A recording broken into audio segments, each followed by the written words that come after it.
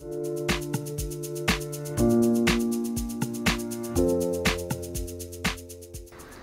мезгили ар бирибизди кубанычына бөлөп турган чагы. Кээ бирлер шаар ичинде гана эс алышса, кай бири көлдө чалкалап жаткан чагы.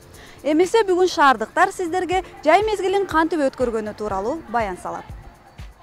Жер айдайбыз, биз картошка эгебиз. Ошо жумуштар менен эле. Кыргызстандын атуула обязательно баш керек деп ойлойм. Биз дагы ошол кесиптик майрамыбызды ысык көлдө өткөзүп, ошо менен бирге үй бүлө менен да ошо ысык көлдө өткөздүк. Балам үйдөдүм. Той кылдык, бактылуу болсун. Анан көлгө барайлы десек, бүгүн 2-3 күндөн бери күн суук болуп калды балам. Эртеңдерден барабызга.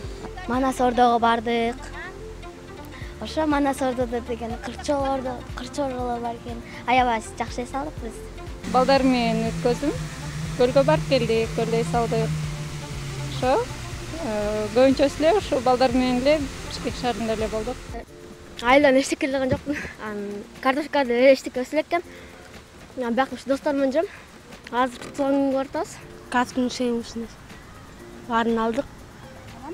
Эми окууга даярданып баштадык. Жакшы, жайды жакшы өткөрүп атабыз. Балам экөө шаарга ошо жайда эс алганы келди. Кыргыздарды билесиңерди. Төшөк жаймай, үйдү жыйнамай, актамай, анын баарын бүтүрүп коюп, өрүктүн баарын жасап коюп, анан көлгө түшүп, эс алып, күйүп алып, капкара болуп Бишкекке келдик кайра. Көлгө түштүм. Паллаш жуудук. Билбей там. Достор, сиздерге бишкектиктер жай мезгилин кандай абалда жана кандай маанайда өткөргөндүгүн айтып беришти. Биз дагы сиздерге бул учурдан пайдаланып жагымдуу эс алууну каалап кетмекчибиз.